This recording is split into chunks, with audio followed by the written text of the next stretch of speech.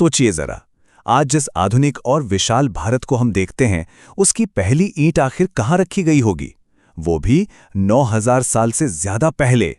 मेहरगढ़ में मिट्टी की ईंटों के निर्माण और पत्थर से होने वाले दांतों के इलाज से लेकर आज के हमारे आधुनिक अंतरिक्ष अभियानों तक एक प्राचीन सभ्यता का ये सफर आखिर कैसे शुरू हुआ? चलिए इस रहस्य को मिलकर सुलझाते हैं।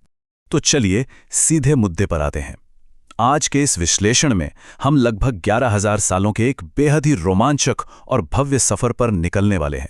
भारतीय उपमहाद्वीप के लगातार उतार चढ़ाव, इसके कड़े संघर्ष और हर बार राख से दोबारा उठ खड़े होने की पूरी कहानी हम इन स्लाइड्स के जरिए समझेंगे। यकीन मानिए, इस सफर बहुत दिलचस्प होने वाला है। हमारा ये ऐतिहासिक सफर मुख्य रूप से 5 हिस्सों में बटा हुआ है। पहला, सभ्यता का उदय। दूसरा, भारत का स्वर्ण युग। तीसरा, आक्रमण और प्रतिरोध। चौथा, ब्रिटिश राज और स्वतंत्रता। और आखिर में आधुनिक भारत का उदय। ये बस एक रोड मैप है ताकि हम अपनी इस बड़ी कहानी में भटके नहीं। तो शुरुआत करते हैं हमारे पहले पड़ाव से, सभ्यता का उदय, मेहरगढ़ से लेकर वैदिक काल तक। अगर हम समय में पीछे जाएं करीब 9000 ईसा पूर्व, तो बलूचिस्तान के पास मेहरगढ़ में पहली बस्तियां बसनी शुरू हुई थी। ये एकदम शुरुआती दिन थी। फिर धीरे धीरे लोग उपजाऊ मैदानों की तरफ बढ़े और देखते ही देखते 3500 ईसा पूर्व आते आते सिंधु नदी के किनारे एक विशाल सभ्यता का जन्म हुआ। और फिर थोड़ा और पूर्व की ओर बढ़ें तो 1500 ईसा पूर्व के आसपास गंगा यमुना के मैदानों में वैदिक काल शुरू होता है। ये वही दौर है जहां ऋग्वेद जैसे महान ग्रंथों की रचना हुई। अब यहाँ थोड़ा ध्यान दीजिएगा। सिंधु घाटी सभ्यता की इंजीनियरिंग मतलब सच में हैरान करने वाली थी। 15 लाख वर्ग किलोमीटर में फैला हुआ ये साम्राज्य कोई छोटी मोटी बस्ती नहीं था। इनके शहर बिल्कुल आज के आधुनिक न्यूयॉर्क शहर की तरह एकदम परफेक्ट ग्रिड सिस्टम पर बने थे। सड़कें 90 डिग्री पर एक दूसरे को काटती थीं। और सबसे ज्यादा चौंकाने वाली बात क्या है? हजारों किलोमीटर दूर बसे शहरों में भी ईंटों का आकार बिल्कुल एक जैसा था। इनकी ढकी हुई जल निकासी व्यवस्था और साफ सफाई के लिए बनाए गए मैनहोल्स आज के दौर के इंजीनियर्स को भी सोचने पर मजबूर कर देते हैं। चलिए अब आगे बढ़ते हैं हमारे दूसरे हिस्से की तरफ, भारत का स्वर्ण युग, साम्राज्यों, दर्शन और धन का युग। यहाँ सम्राट अशोक की जिंदगी का एक बहुत बड़ा टर्निंग पॉइंट देखिए। 261 ईसा पूर्व के कलिंग युद्ध ने सच में पूरे एशिया की दार्शनिक दिशा ही बदल कर रख दी। युद्ध से पहले सत्ता बढ़ाने का सिर्फ एक तरीका था, तलवार और क्रूरता, जहां इस एक कलिंग युद्ध में ही 1 लाख से ज्यादा लोग मारे गए थे। लेकिन इसके ठीक बाद एक बहुत बड़ा बदलाव आता है।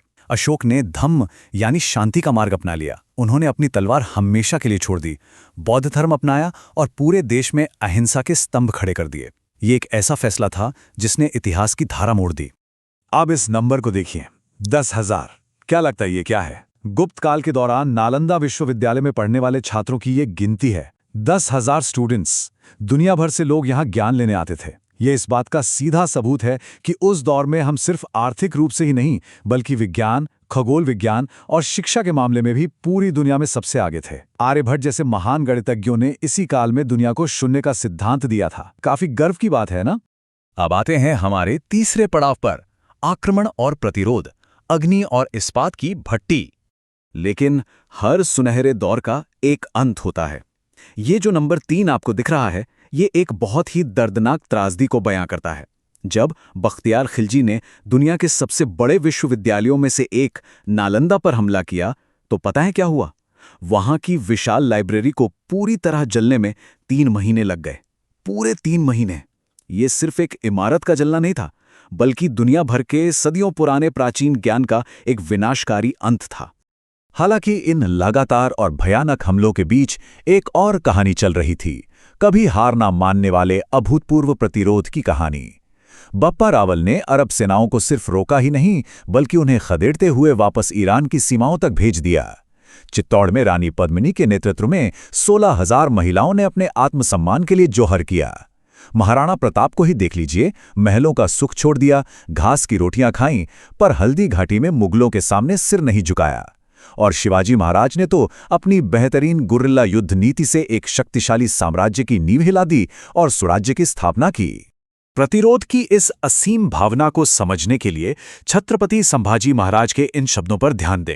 उन्होंने औरंगजेब से कहा था, अगर तुम मुझे अपनी बेटी भी दे दो और पूरा साम्राज्य भी, तब भी मैं अपना धर्म और स्वाभिमान नहीं छोड़ूंगा।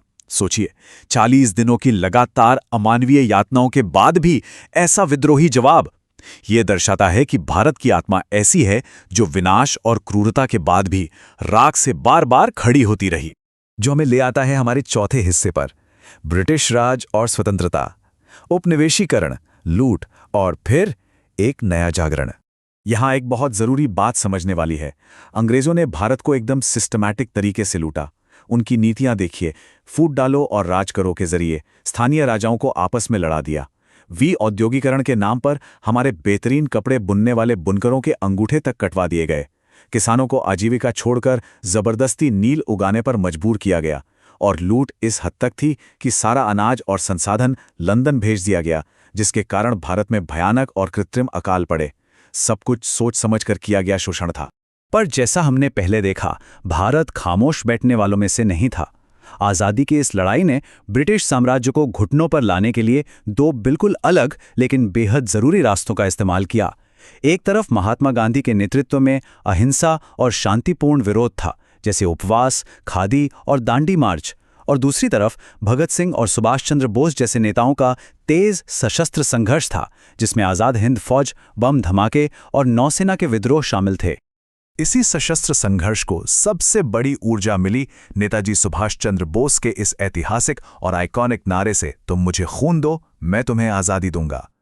इस एक लाइन ने आज़ाद हिंद फौज को पूरी तरह से एकजुट कर दिया और ब्रिटिश भारतीय सेना के अंदर ही बगावत के बीज बो दिए।